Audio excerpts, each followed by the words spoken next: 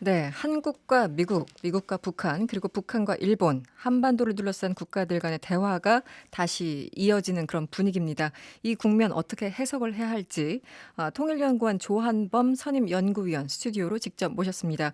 어서 오세요. 예, 안녕하세요. 네, 박사님 오랜만에 뵙습니다. 예, 네, 그러네요. 전화 연결은 자주 했었는데 종종 스튜디오에 나와주셔서 오늘도 지방에서 오신 겁니까? 아닙니다. 오늘은 아니고요. 차가 너무 많이 막혔어요, 오늘. 네, 알겠습니다. 여쭤볼 게 참 많습니다. 일단 이 문재인 대통령이 다음 주에 뉴욕에 가죠. 이 22일부터 26일까지 3박 5일 일정으로 유엔 총회 참석을 합니다. 기조연설 어떤 메시지가 담길까요? 일단 이제 무대가 유엔이거든요. 네네. 그러니까 일단은 이제 문재인 대통령 워딩 중에 이제 프랑크푸르트 알게마인의 자이퉁지에 기고한 데 나온 얘기인데 포용적 세계 질서 네네. 이런 표현을 한 적이 있고요. 네. 그리고 이제 이 한반도의 평화가 결국 세계 평화에 기여를 했으면 한다는 게 이제 그 문재인 대통령의 생각이에요. 네네. 그러니까 아마 그런 지금 분쟁과 갈등 이런 속에서 어떤 평화의 중요성 이런 어떤 세계를 대상으로 하는 워딩이 있을 것 같고요. 네. 그리고 이제 아무래도 이 또 경랑에 휩싸이는 한반도죠. 음. 지금 이제 한반도 평화 프로세스가 네. 잠시 좀 주춤거리고 있고 네. 또 지소미아 한일 음. 군사정보 보호협정으로 갈등도 있고 네. 그렇기 때문에 아무래도 그런 현안들에 대한 큰 틀에 그 자신의 어떤 구상을 밝히는 계기가 되지 않을까 그렇게 생각합니다. 기본적으로 평화 메시지겠네요. 그렇죠. 기본 예, 골격은. 예, 예, 예. 네. 방미 기간 중에 트럼프 대통령과 정상회담 예정돼 있습니다. 아무래도 비핵화 문제가 핵심이 되겠죠.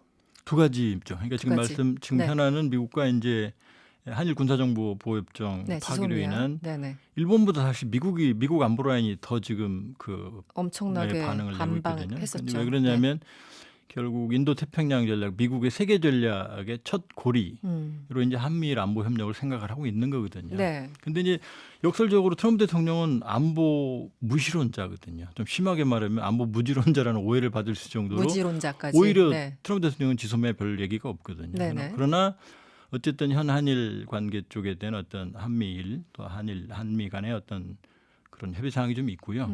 그러나 이제 역시 뭐니 해도 이제 비핵화 협상이죠. 네. 지금 이제 이 교착 국면에서 대화 국면으로 넘어가는 상황이거든요. 네. 그렇기 때문에 지금 엄밀히 보면은 6.12 싱가포르 정상회담 길게 보면 네. 북미 짧게 보면 하노이 이후 보면은 북미 양측 간에 실질적인 합의는 전혀 없어요. 그렇죠. 사실 6.12 한우도 그렇죠. 결렬됐었고. 6.12 때 그냥 완전한 비핵화라는 추상적인 문구 딱 하나거든요. 네.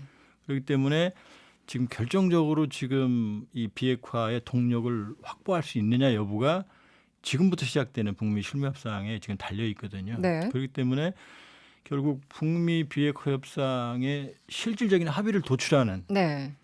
그런 일종의 북한의 비핵화 조치와 미국의 상응 조치, 때로는 이제 우리도 같이 그 상응 조치 들어갈 수 있거든요. 네네. 이 컨비네이션을 엮어내는데 상당히 그러니까 큰 틀이기보다는 네. 그런 구체적인 합의를 이끌어내는 어떤 실무적인 대화 중심으로 네. 얘기가 될 가능성이 높아요. 네. 북미 협상은 조금 더 제가 다시 좀 여쭤보고요. 방위비 분담금 매우 걱정됩니다. 지금 트럼프 대통령이 여러 차례 얘기를 하고 심지어 지난 12일에 트럼프가 이런 얘기를 하죠. 미국을 가장 이용하는 게 동맹이다. 동맹 나쁜 인간들 거의 뭐 이런 분위기인데 직접적으로 문 대통령 만났을 때 분담금 인상 압박할 가능성은 어떻게 보세요?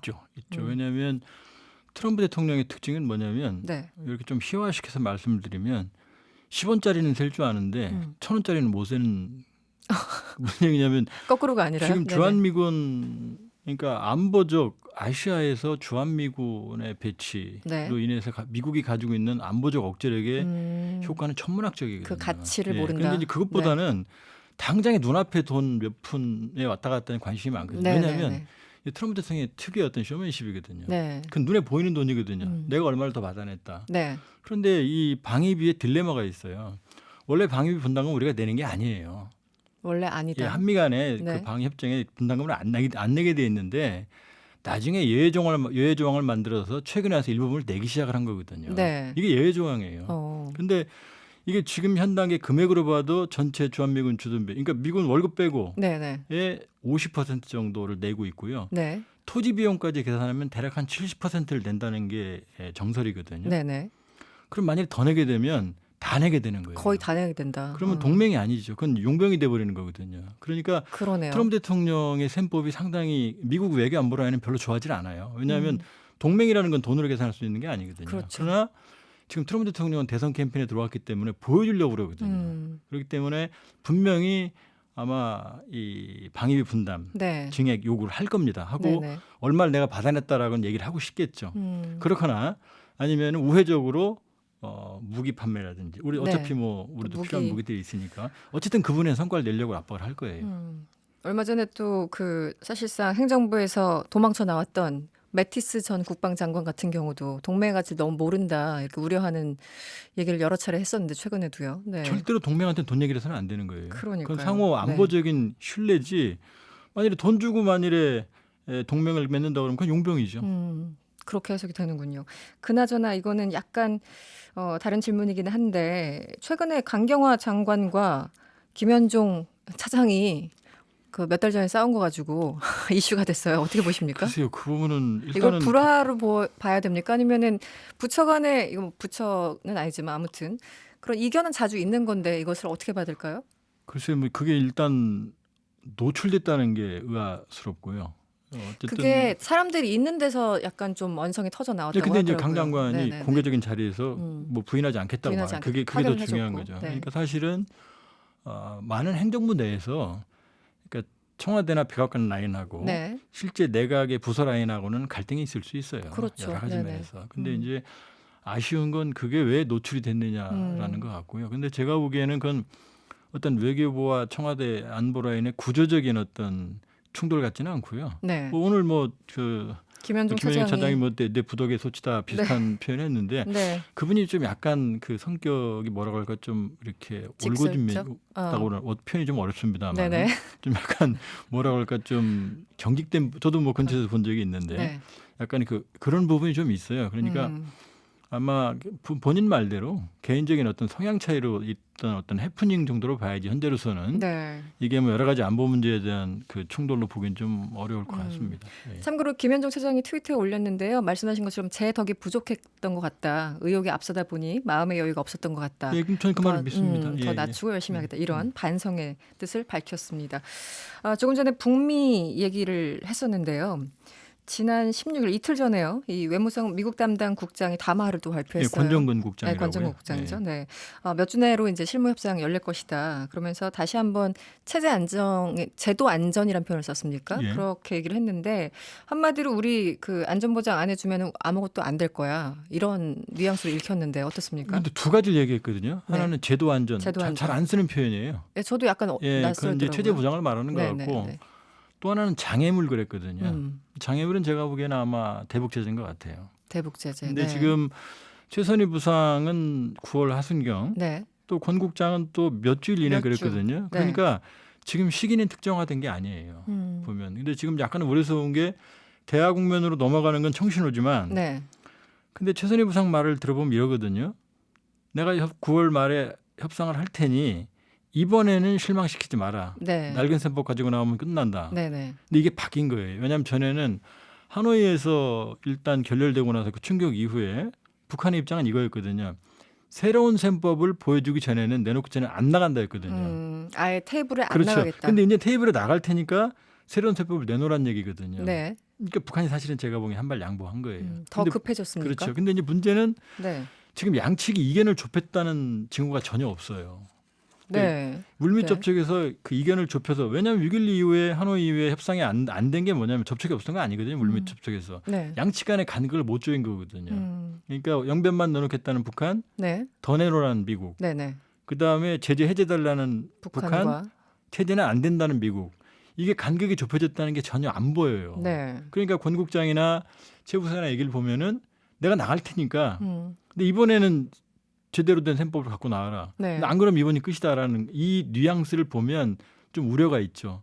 왜냐하면 이 모델 일단 만나서 협상을 하는 모델은 지금까지는 성과를 도출을 못했거든요. 그렇죠. 사실상 거의 다 짜여진 다음에 협상 테이블에 나가는데 그런데 왜 그렇게 그런 상황이고 다시 또 이제 뭐 친서 외교로 뭐 탑다운 방식 동력 이게 지금 계속 반복되는 그림이거든요. 네네. 그렇기 때문에 이번에 좀 유익 있게 봐야겠습니다만은 네. 이 실무 협상 재개가 곧바로 성과 도출로 간다라고 보기는 아직은 좀 어려워요. 어쩌면 실무 협상이 단기간에 안 끝날 수도 있어요.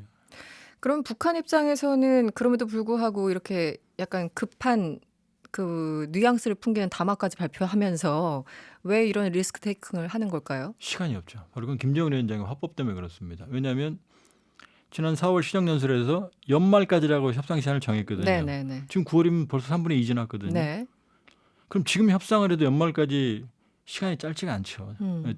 길지가 않죠. 길지 네. 않죠. 그러면 결국은 시간에 쫓기는 건 김정은 위원장이라고 볼 수 있어요. 그러니까 일단 김 위원장 그렇다고 연말 지난다고 해서 김 위원장이 선택할 수 있는 카드가 많지는 않거든요. 네. 그렇게 본다고 그러면 일단은 북한이 시간에 쫓기고 있다. 그렇기 때문에 일단 협상 재개를 통해서 성과를 도출하는 시도를 하고 있다 이렇게 봐야겠죠. 뭐 나름 어떤 입장인지 모르겠는데 최근에 그나마 긍정적인 것은 북한 입장에서 북한이 그랬죠. 인간 오작품. 존 볼턴 보좌관이 네. 경질됐는데 네. 이게 일종의 신호일까요? 물론 이제 존 볼턴을 경질한 거는 여러 가지 중동 문제 여러 가지 복합적이지만 북한 입장에서 메시지가 될까요? 일단은 볼턴은 제가 보기에 볼턴 말이 맞는 것 같아요. 볼턴은 뭐가요? 해임당할 사람이 아니거든요. 아, 볼턴은 그래요? 예, 네오콘의 상당한 지지를 받고 있는 사람이기 때문에 본인이 그만두면 뒀지 트럼프 대통령이 그냥 너 나가 이렇게 하긴 쉽지가 않은 사람이거든요. 그러니까 이견 때문에 여러 가지 이견 때문에 본인이 나간다고 그러니까 제 추론입니다만 네네. 트럼프 대통령이 이제 자기가 트윗으로 그 특유의 해임하는 형식을 취했을 것 같거든요. 아, 그러니까 그렇습니까? 네. 결국 비핵화 협상의 걸림돌을 제거하기 위해서 볼턴을 해임했다 이렇게 보기는 어려워요. 그렇기 때문에 물론 이제 볼턴이라는 강경파가 자리를 비운 건 네. 어느 정도 긍정적인 효과는 있겠죠. 네. 그러나 지금 우리가 우려스러운 건 사실은 미국의 여론은 볼턴 편이거든요.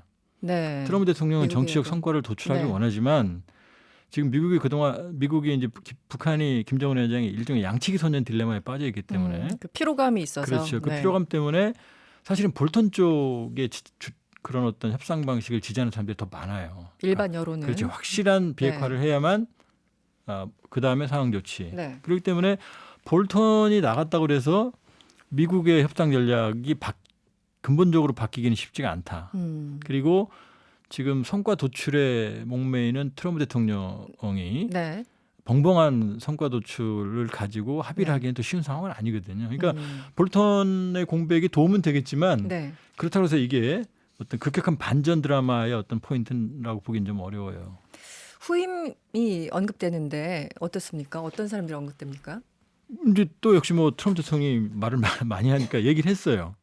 근데 이제 저도 잘 모릅니다. 예를 들면은 로버트 오브라이언 인질 담당 네. 이 사람은 뭐 트럼프 대통령이 굉장히 지켜세우는 사람이고, 네. 그다음 리 과델 NSC 부보좌관, 뭐 해거티 핵안보 차관 뭐 등등이 있거든요. 네. 5명 정도의 이름을 거론을 트럼프 대통령이 했는데 네. 그 중이라고. 근데 뭐 미국 그 백악관은 뭐 더 있다라고 하는 얘기가 있고요. 좀 강경한 사람 대략 좀 강경파 대략 뭐 강경파는 거의 없습니다. 거의 없습니까? 강경파는 네. 특징이 뭐냐면 강경파보다는 온건파들이 대부분이고 물론 이제 볼턴급은 전혀 없고요. 네. 무게감도. 또 하나는 주로 폼페이오 파벌입니다. 아, 그럼 또 얘기가 좀 그러니까, 달라지네요. 예, 그렇게 되어 네. 있습니다. 또 하나의 가능성은 지금 희박하지만 폼페이오 장관이 보좌관을 겸직할 가능성도 또 지금 얘기가 되고 언급되고 있어요. 있다. 예. 알겠습니다. 오늘 말씀 고맙고요. 지금까지 통일연구원 조한범 선임 연구위원이었습니다. 오늘 고맙습니다. 예, 고맙습니다. 여러분의 퇴근길을 꽉 채워드립니다. 평일 저녁 6시 5분 이승원의 세계는 그리고 우리는